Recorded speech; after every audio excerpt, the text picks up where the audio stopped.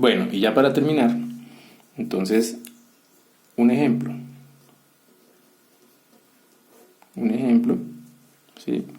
Que es el siguiente. Entonces me piden calcular la integral, digamos, entre 0 y 3 pi medios, ¿sí?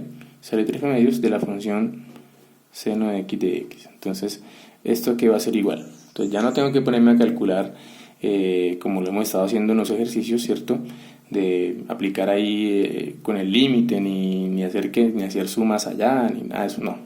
Esta función que tengo acá, seno de x, tiene antiderivada, ¿cierto? ¿Y su antiderivada quién es? Es menos coseno de x, ¿sí? Entonces, antiderivada de seno de x menos coseno de x. O sea que esto aquí sería igual. Entonces, yo sé que la antiderivada del seno de x es menos coseno de x, ¿cierto? Más c, pero aquí me están pidiendo simplemente una sola antiderivada. Entonces, ¿qué hago? Pues reemplazo aquí menos coseno de x y así lo va a anotar. Esto lo evalúo entre ¿qué? Entre 0 y 3 pi medios, ¿sí? Entonces, aquí va a ser igual. Entonces, va a ser igual a menos coseno de ¿qué? De 3 pi medios menos coseno de ¿qué? De 0. ¿Sí? Entonces, es f de b menos f de a. Entonces, f de ¿quién? De b menos f de a. ¿Sí? Entonces, menos coseno de 3 pi medios menos coseno de 0. ¿Listo? Y calculo eso y ya.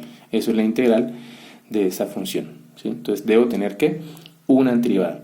Ahora ustedes de pronto se preguntarán, oiga, ¿qué pasó con la c? ¿Cierto? Pues no, la c no es necesario ponerla, ¿cierto? Porque me están pidiendo es una sola y puedo coger pues la que es la antiderivada cuando es la constante 0.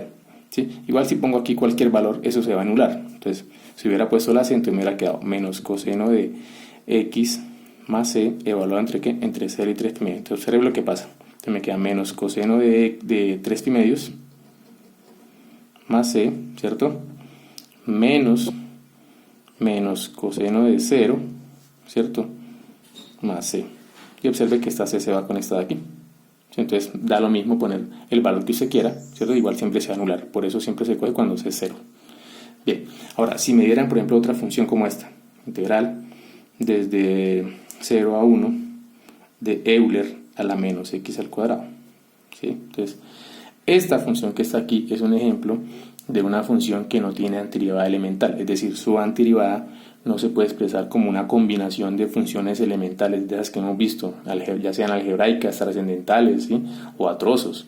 Esta función no tiene antiderivada elemental, entonces esta función yo no puedo saber quién es su antiderivada y por lo tanto yo no puedo decir que esto sea f de 1 menos f de 0. ¿Por qué? Porque no sé quién es esa f, no puedo encontrarla. Entonces a este tipo de funciones yo no le puedo aplicar el teorema fundamental del cálculo y tengo que recurrir a otro tipo de ¿qué?